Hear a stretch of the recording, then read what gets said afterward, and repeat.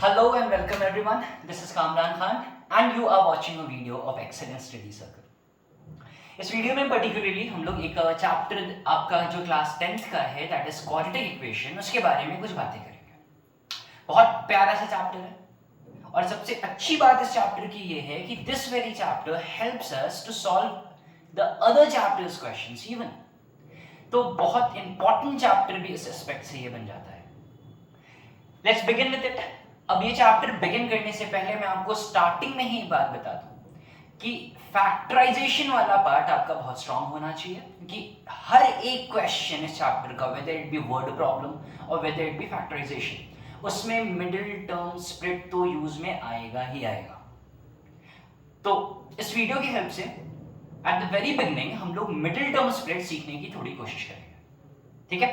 तो अगर हम लोग एक स्टैंडर्ड फॉर्म लेते हैं क्वाड्रेटिक इक्वेशन का तो वो कुछ मिलता है हमें that is ax square plus में bx प्लस में c, ठीक है, वेरी सिंपल। अब अगर हमें इसमें मिडिल टर्म स्प्लिट करना है तो मतलब कि मिडिल टर्म जो है आपके पास में जो मिडिल टर्म है आपको दिखेगा यहां से ये वाला टर्म दैट इज bx, इस टर्म को आपको स्प्लिट कर देना है। अब स्प्लिट कैसे करना है, there is a rule for it. अगर आप स्प्लिट करते हैं इस चीज को तो मान लेते हैं अगर पहला टर्म आपने मान लिया यहाँ पे अल्फा और दूसरा पार्ट मान लिया आपने बीटा, तो ये जो टर्म है ऐसे स्प्लिट होना चाहिए कि अल्फा प्लस बीटा जब आप करें तो आपको वापस ये मिडिल वाला टर्म मिले दैट इज bx।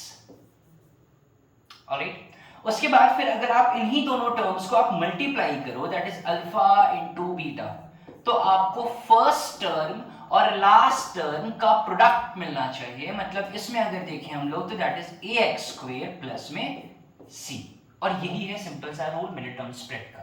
मतलब बीच वाले टर्म को आपने स्प्लिट किया, बीच वाले टर्म को आपने स्प्लिट किया और वो दोनों टर्म ऐसे स्प्लिट हुआ कि जब आप उनको ऐड कर रहे हैं तो आपको मिडिल वाला टर्म मिल रहा है और जब आप उनको मल्टीप्लाई कर रहे हैं तो फर्स्ट टर्म और लास्ट टर्म का प्रोडक्ट मिल रहा है। यहाँ एडिशन का साइन नहीं है, यहाँ पे आपको प्रोडक्ट मिल रहा है, दोनों टर्म का आपको प्रोडक्ट मिल रहा है and that's the very simple thing. अब इसी चीज का एप्लीकेशन हम लोग एक क्वेश्चन के साथ में देखते हैं and here is the question. Question आपसे ये कह रहा है कि पहला टर्म है आपके पास में दैट इज x स्क्वायर, दूसरा टर्म है माइनस में 18x और फिर प्लस में 77। दो तरीके हैं, या तो आप हिट एंड ट्रायल लगाने की कोशिश करो कि आपने ब्रेक कर दिया 7, दो नंबर ऐसे आपको क्रिएट करने हैं बीच वाले 18 को आपको ब्रेक करना है, एक a हो गया एक b हो गया, आपको इसको ऐसे ब्रेक करना है कि जब आप a प्लस b करो तो आपको मिले माइनस 18x और जब आप इन्हीं दोनों नंबर को मल्टीप्लाई करो तो आपको मिले that is 77 into x square मतलब कि फर्स्ट टर्म और लास्ट टर्म का प्रोडक्ट तो आपको मिल जाए यहां से 77x स्क्वायर।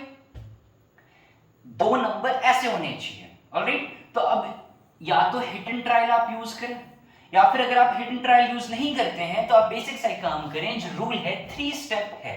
सबसे पहला कि फर्स्ट टर्म और लास्ट टर्म को आप मल्टीप्लाई कर लो, आपको मिल जाएगा यहां say that is 77x square, alright. अब जो न्यूमेरिकल वैल्यू है ना जैसे कि 77 है, अब इसको आप फैक्टराइज करने की कोशिश करें, रादर आप इसको प्राइम फैक्टराइजेशन करने की कोशिश करें।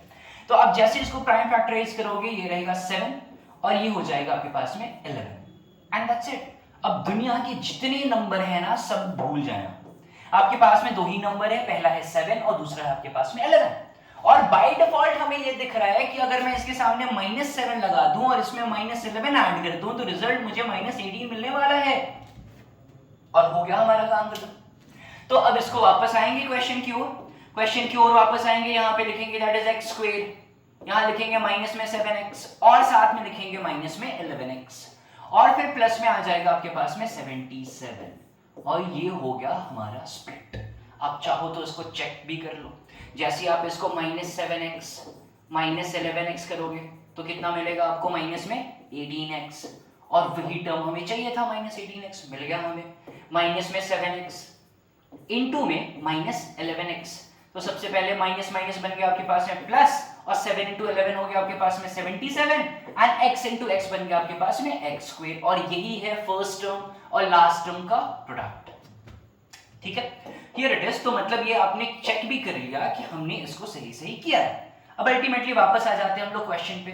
अब यहां पे से दो कैटेगरी आ गई आपके पास में, ये बन गया आपके पास में पहला दो टर्म और ये हो गया आपके पास में दूसरे दो टर्म। पहले दोनों टर्म से क्या कॉमन आएगा वो चेक करके हमें फाइंड आउट करके लिखना है। अब अल्टीमेटली यहां पे दोनों में कॉमन मुझे दिख रहा है कि सिर्फ x है, तो x को मैंने कॉमन निकाल दिया। यहां से क्या बचेगा आपके पास में x और माइनस में क्या बचेगा आपके पास में फिर 7। ऑलराइट, अब इन दोनों में कॉमन निकालेंगे तो मिलेगा आपको -11 और यहां बचेगा x और यहां बच जाएगा माइनस, क्योंकि आपने कॉमन निकाला है तो ये प्लस बन जाएगा माइनस और यहां भी बच जाएगा आपके पास में 7 इक्वल टू 0। वापस से अब यहां पे आपको देखने को मिलेगा कि x माइनस 7 और x माइनस 7 फिर से कॉमन है और ये तो होना ही था। अगर ऐसा नहीं होता है, सुनिए सुनिए प्लीज लिसन हियर, अगर ये ऐसा नहीं होता है तो मतलब कुछ गड़बड़ हो गया है। ऑलराइट, कुछ गड़बड़ हो गया है, तो अल्टीमेटली ये मैच होना चाहिए। अगर ये मैच नहीं हो रहा है तो मतलब कुछ गलत है। तो अब इन दोनों टर्म्स में से वापस से हम लोग x माइनस 7 को कॉमन निकालेंगे, तो यहां से बच जाएगा हमारे पास में x और यहां से बच जाएगा -11 and this is equals to 0। ठीक है, तो हियर इट इज, ये प्रोसेस था आपके पास में जिसको हमने यूज किया अल्टीमेटली, और यहां से हम लोग पहुंच गए इस पोजीशन की ओर कि हमने इसको कंप्लीटली फैक्टराइज कर दिया है। लेकिन अब हमें चाहिए इसका वैल्यू। अब इसका वैल्यू फाइंड आउट करने के लिए अल्टीमेटली हमें ये काम करना होगा कि इस दोनों को आगे फर्दर सॉल्व करना होगा। तो जैसे आप इसको फर्दर आगे सॉल्व करने की आप कोशिश करेंगे तो यू विल लुक हियर कि आपके पास में यहाँ पे जो इक्वेशन बन गया था इसको मैं वापस यहाँ लिख देता हूँ, दैट इज x माइनस 7 और साथ में आपके पास में that is x minus 11 and this is equals to 0 and this is equals to 0। तो ये विजिबल अगर बाहर हो रहा है तो मैं इसको फर्दर आपके लिए थोड़ा नीचे कर देता हूं, दैट इज ये विजिबल हो जाए। सेम स्टेप मैंने वापस यहाँ पे कॉपी कर दिया आपके लिए। ऑलराइट, अब अल्टीमेटली क्या हो गया कि अब एक बार अगर x माइनस 7 को RHS में भेजेंगे तो होगा कुछ ऐसा कि 11 x minus 11 will be equal to 0 upon x minus 7 और 0 upon anything is equals to 0। ठीक है, तो ये ultimately x minus 11 this will be equal to 0 और यहां से एक आंसर आ गया हमारे पास में x इज इक्वल्स टू 11। तो हमारे पास एक आंसर आ गया that is x is equals to 11। अब हमें दूसरा आंसर चाहिए, सेम प्रोसेस करना है अब हमें। तो x minus 7 into x minus 11 लिखा हुआ है, इसी चीज को मैं वापस से यहाँ पे आपके पास में लिख देता हूँ, that is x minus 7 into में आपके पास में है क्या x minus 11 equal to 0। You can match here, ये आपके पास में x minus 7 into x minus 11 equal to 0। एक बार हमने x माइनस 7 को उधर भेजा था, अब इस बार हम लोग भेजेंगे that is ultimately x minus 11 को RHS में। तो इधर आपके पास में x माइनस 7 बच जाएगा इक्वल टू आ जाएगा आपके पास में 0 अपॉन में आ जाएगा आपके पास में x माइनस 11। अब again the very same thing, 0 upon anything is equals to 0, तो x minus 7 will be equal to what 0, x is equals to 7। तो दो स्टेप, दो आंसर्स आ गए आपके पास में, जिससे पहले वाली स्लाइड में हमने यहाँ निकाला x इज इक्वल्स टू 11 आपके पास में एक आंसर आ गया और अल्टीमेटली हमने एक बार x माइनस 7 को इधर भेजा तो x इक्वल टू 11 आया है, और एक बार जब हम लोगों ने x माइनस 11 को उधर भेजा जो कि हमने यहाँ पे भेजा है तो हमें मिल गया आंसर x इक्वल्स to 7। So these are the two answers जो कि एक सिंपल क्वाड्रेटिक इक्वेशन को सॉल्व करके हमें मिला। लेकिन क्वेश्चन का लेवल थोड़ा इंक्रीज किया जाएगा क्योंकि स्टैंडर्ड 9th में सेम चीज आपने पढ़ा था, ऑलराइट। अब स्टैंडर्ड 10th में 4 कैटेगरी ऑफ क्वेश्चन आपके पास में आते हैं। अगर अगली कैटेगरी की ओर हम लोग देखें तो क्वेश्चन मिलेगा कुछ आपको ऐसा, और इस क्वेश्चन में जो हाईलाइट करने वाली बात है आपके पास में वो कुछ ऐसी है कि फर्स्ट टर्म और लास्ट टर्म इन दोनों में रूट एग्जिस्ट करेगा। अभी तक रूट नहीं आया था लेकिन अब इन दोनों में रूट एग्जिस्ट करेगा, ऑलराइट। तो here it is, root exist करेगा, तो इनको कैसे सॉल्व करेंगे, हियर इट इज। एलोटली सुनेंगे आप प्लीज। है क्या कि फर्स्ट टर्म और लास्ट टर्म वापस से हम लोग इसको मल्टीप्लाई करेंगे, एकदम सेम प्रोसेस जो आपने वहां पे किया है, रूल आपके समझ में आ गया है। अब वही सेम काम हम लोग यहाँ पे करते हैं वापस से।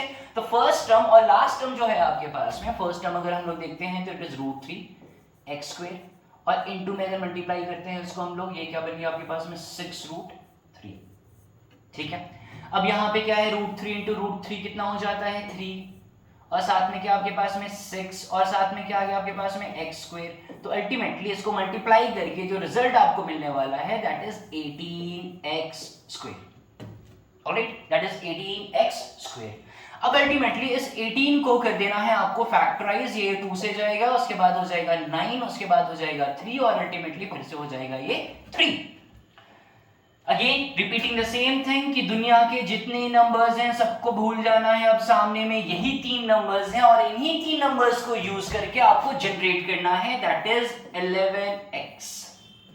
ठीक है, तो very conveniently you can see that ये फॉर्म होगा आपके पास में 3 3 9 हो जाएगा, 2 प्लस में 9 जो कि मिल जाएगा आपको 11।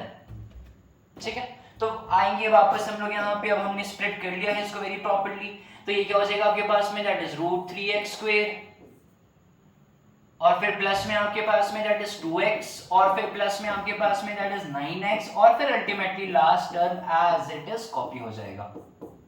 स्प्लिट करने वाला काम हमने कर लिया। ओके, अब यहां पे दूसरा हर्डल आएगा, जो अगर आप पहली बार इसको बनाएंगे तो प्रॉब्लम आएगी आपको, आप सीख लेंगे तो फिर आपको फर्दर प्रॉब्लम नहीं आएगी।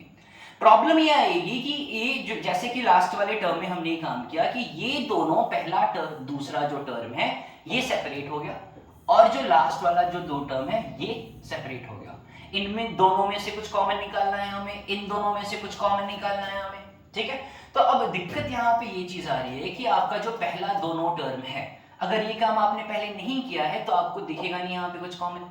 ठीक है, तो अल्टीमेटली यहाँ पे ये 2 जो है वो 3 का मल्टीपल है, तो पहले दोनों में से जो कॉमन चीज हमारे पास में आ रही है दैट इज x, तो यहाँ पे बच जाएगा आपके पास में √3x, और फिर प्लस में बच जाएगा आपके पास में 2।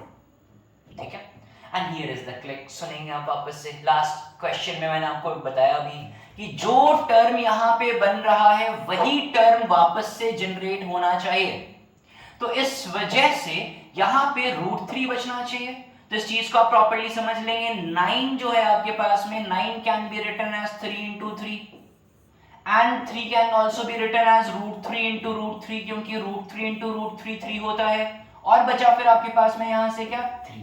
ऑलराइट, पहला जो क्वेश्चन है उसमें हमें √3x बचाना है, तो अगर इसमें से हम लोग 3√3 कॉमन निकाल देते हैं, यहां पे आपके पास में बच जाता है प्लस में, दैट इज प्लस में 3√3 कॉमन निकाल देते हैं, किसमें से 9 में से।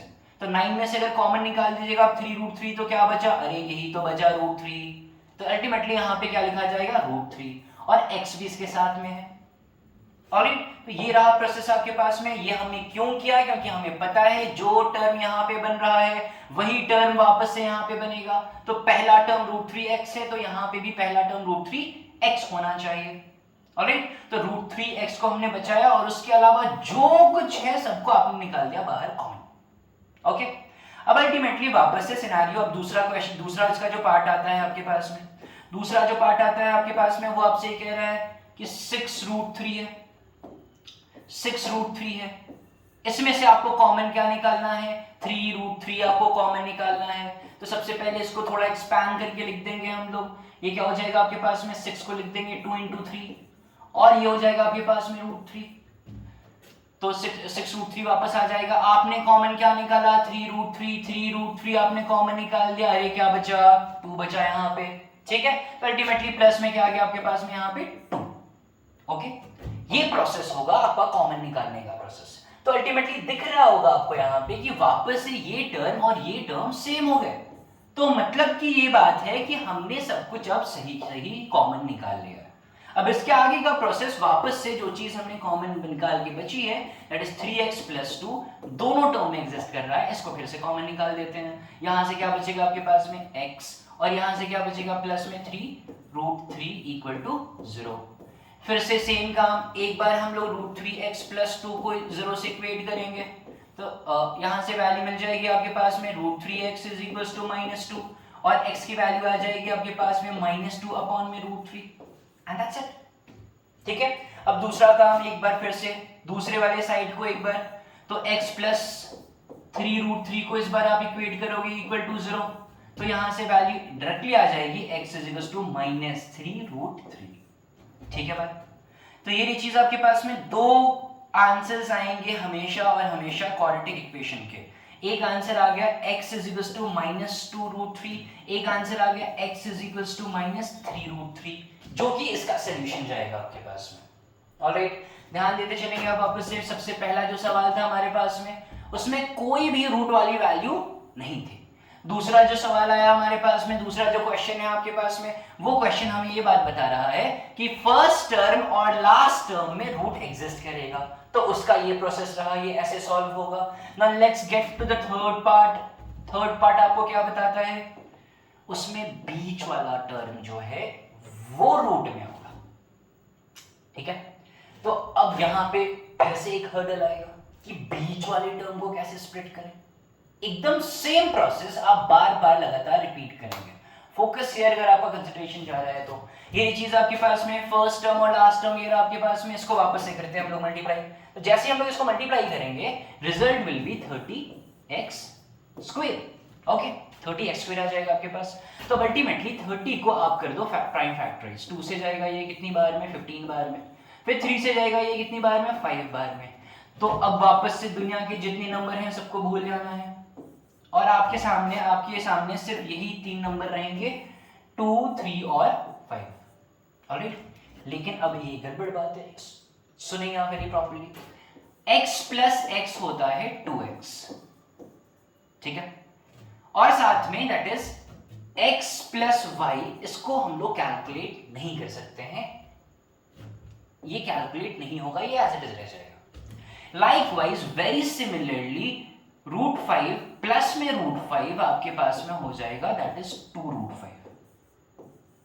ठीक है, अब जैसे कि आपके पास में x plus 2x is equal to कितना हो जाएगा? 3x, ये चीज होगी। तो लाइकवाइज अगर यहाँ पे आपके पास में √5 है और फिर प्लस में 3√5 है आपके पास में, तो दोनों ऐड होके आपके पास में 4√5 बन जाएगा। लेकिन अगर यहाँ पे जैसे x प्लस वाई है आपके पास में, अगर यहाँ पे √2 प्लस में √3 आ जाता है तो फिर इसको भी हम लोग सॉल्व नहीं कर सकते, ऐड तो नहीं होगा।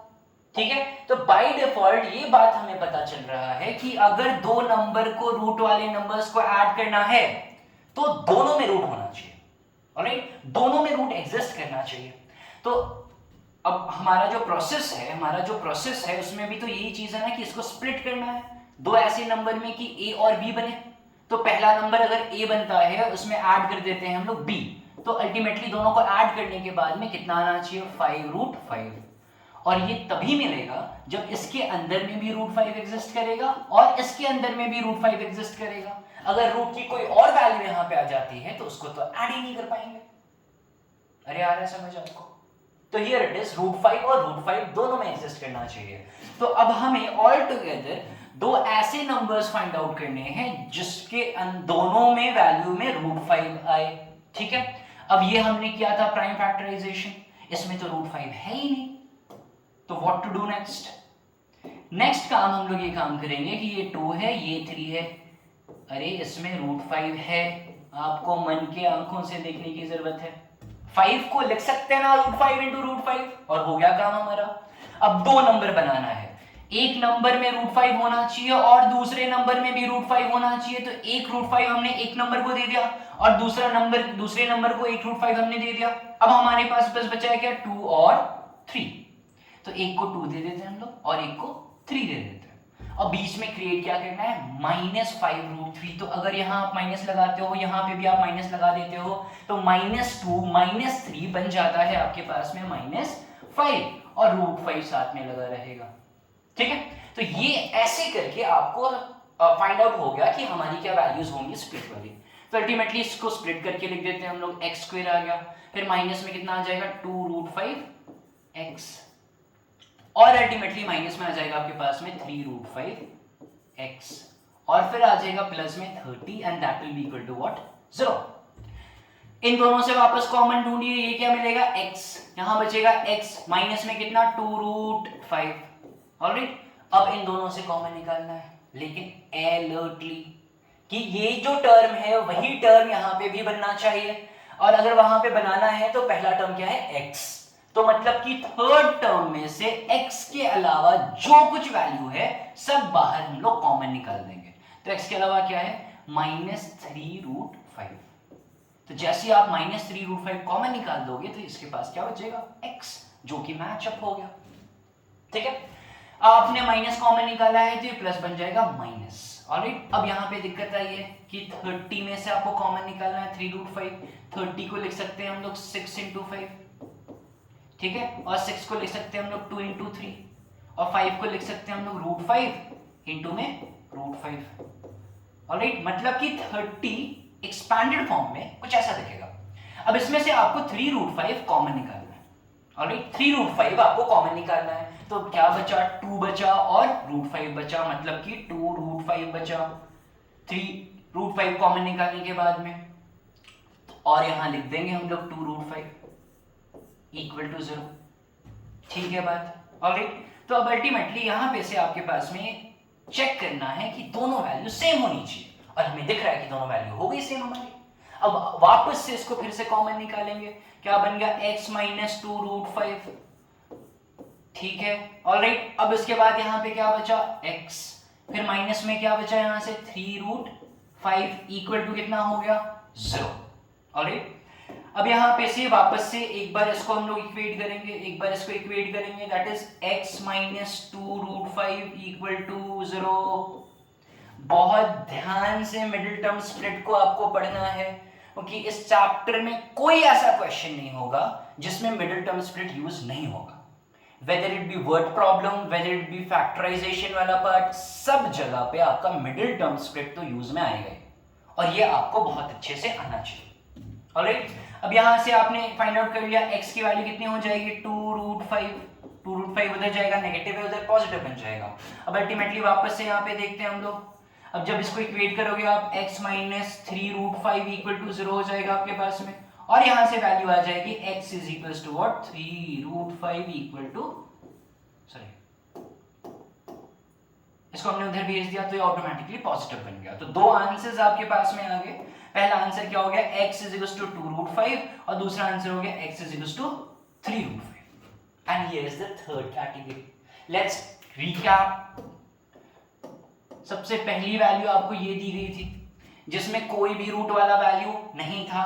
दूसरा जो टाइप आया आपके पास में वो ये टाइप है आपके पास में कि फर्स्ट टर्म और लास्ट टर्म में रूट होगा, बीच वाले टर्म में रूट नहीं होगा। तो ये प्रोसेस है उसका सॉल्व करने का। उसके बाद फिर फर्दर आपके पास में बीच वाला टर्म, मिडिल वाला टर्म, उसमें रूट एग्जिस्ट करेगा। तो ये रहा प्रोसेस इसको सॉल्व करने का। And the fourth and the last category is this, जो कि इसको हमें सॉल्व करना है। दिखने में बड़ा ये कॉम्प्लेक्स सा दिख रहा है, लेकिन सबसे आसान यही है। ऑलराइट, इसको फाइंड आउट करते हैं हम लोग। ये चीज, पहला टर्म एज इट इज इसको लिख देंगे x², प्लस में आ जाएगा आपके पास में 4bx वापस से, और जो लास्ट वाला टर्म है इसको थोड़ा सा एक्सपैंड करके लिखेंगे। ओके, ये क्या बन जाएगा आपके पास में, दैट इज a² - b²। ये क्या लिखा जाएगा, a + b इंटू में क्या आ जाएगा, a - b। ऐसा हमने क्यों किया, इस बात को समझें आप कि ये करने का रीजन ये है कि हमारा प्रोसेस क्या था। सबसे पहले फर्स्ट टर्म और लास्ट टर्म को हम लोग कर देते थे मल्टीप्लाई। तो ये मल्टीप्लाई करने के बाद आपको मिलेगा 4 × a² - b²। यही मिलेगा ना मल्टीप्लाई करने के बाद में, और आधा साथ में x² आ जाएगा।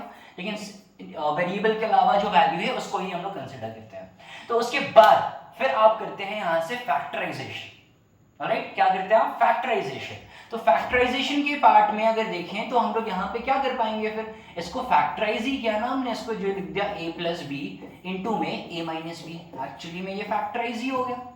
ठीक है, तो मतलब अब हमारे पास में ये 3 टर्म है, और 4 को अगर लिखना चाहें तो हम लोग 2 × 2 लिख सकते हैं, और ये हो जाएगा आपके पास में इंटू में वापस से, दैट इज a + b, और फिर वापस से आ जाएगा आपके पास में a - b।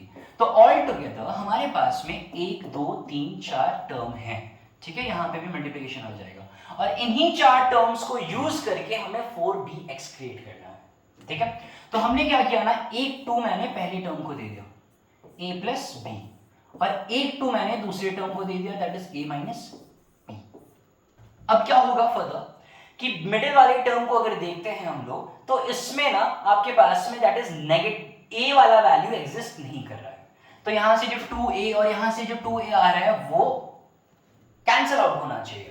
तो अगर यहां पॉजिटिव रखें और यहां पे माइनस रखें तो ये क्या कैंसिल आउट हो पाएगा, चेक करते हैं उसको सॉल्व करके।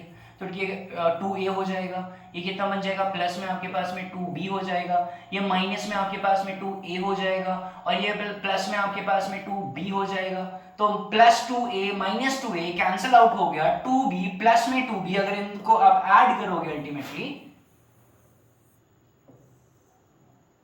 इन वैल्यूज को आप ऐड करोगे तो आपको अल्टीमेटली जाके मिलेगा 2b प्लस में 2b, that will B 4b, और यही तो हमें चाहिए जो 4bx है। ठीक है, तो ये जो अल्टीमेट हुआ ये हमने क्रॉस चेक भी कर लिया, मतलब कि हमारा जो स्प्लिट है वो बिल्कुल सही है, ये वाला। तो स्प्लिट को हम वापस यहाँ पे लाते हैं, यहाँ हमने लिख दिया दैट इज 4x², ये प्लस में आ जाएगा आपके पास में। पहला टर्म क्या है, that is 2 into a plus b into x. ठीक है, दूसरा टर्म क्या है आपके पास में, माइनस में 2 into a minus b x. ठीक है बात, ऑलराइट। तो अल्टीमेटली अब ये देखते हैं हम लोग, तो ये हमारा स्प्लिट प्रॉपर्ली हो गया। अब जो स्प्लिट हो गया तो वापस से इसका जो लास्ट वाला टर्म है उसको एज इट इज हम लोग कॉपी कर देंगे।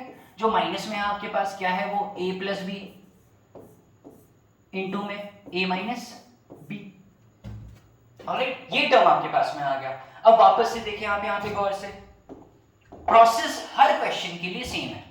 तो ये जो प्रोसेस है, पहला दोनों टर्म ये बन गया आपके पास में, और लास्ट में जो टर्म है आपके पास में ये दोनों टर्म बन गया।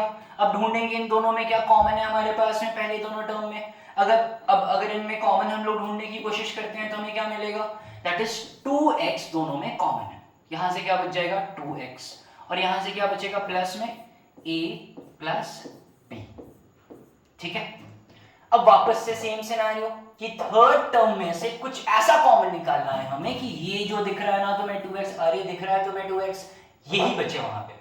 ठीक है, तो ये जब 2x बचेगा आपके पास में, तो 2x के अलावा सब कुछ बाहर कॉमन आपको निकालना होगा ताकि आपके पास में 2x बचे। तो अगर यहां से माइनस a माइनस बी हम लोग कॉमन निकालते हैं, तो इस टर्म में से अगर माइनस a माइनस बी आप कॉमन निकाल दोगे तो बचेगा क्या आपके पास में, ऑटोमेटिकली 2x। ठीक है, अब माइनस आपने कॉमन निकाला है तो ये माइनस क्या बन जाएगा आपके पास में, प्लस, और a माइनस बी आपने कॉमन निकाल लिया, यहां से क्या बचेगा आपके पास में, a प्लस बी, ऑलराइट। अब वापस से वही काम, चेक करना है क्या ये दोनों टर्म सेम है, अरे हाँ ये तो सेम है, ऑलराइट। तो मतलब कि हमने एकदम सही काम कर लिया, ये आपके पास में क्या आ जाएगा, इक्वल टू 0। ठीक है, तो अब एक बार इस वापस से हम लोग कॉमन निकालेंगे, 2x प्लस में a प्लस बी, जो कि दोनों में कॉमन है, उसको हमने कॉमन निकाल दिया। तो यहां से क्या बचा आपके पास में 2x, और माइनस में क्या बचा आपके पास में a minus b equal to 0। ठीक है, तो एक बार अब इसको कंपेयर करेंगे हम लोग, 2x plus a plus b equal to 0। तो अल्टीमेटली आंसर क्या मिलेगा आपको, 2x will be equal to minus a plus b, और वापस से 2 नीचे आ जाएगा तो माइनस में a plus b whole divided by 2। ये रहा आपके पास में पहला पार्ट। उसके बाद जब दूसरा पार्ट हम लोग सॉल्व करेंगे तो ये वैल्यू इक्वल टू 0 हो जाएगी, 2x minus a minus b will be equal to 0। तो यहां से x की जो वैल्यू आएगी आपके पास में वो क्या हो जाएगी, a minus b whole divided by 2। तो ये दो आंसर हो गए आपके पास में। ठीक है, तो this is the fourth category, और यही 4 कैटेगरीज हैं आपके पास में। कुछ और भी क्वेश्चंस इस पे हम लोग डिस्कस करेंगे, लेकिन फर्दर इसके आगे फिर हम लोग क्वाड्रेटिक फार्मूला को भी यूज करना सीखेंगे। ठीक है, so that was all for this very chapter. If you have any doubts and queries you can directly consult us using the website, phone numbers. Thank you so much. That was all for this video.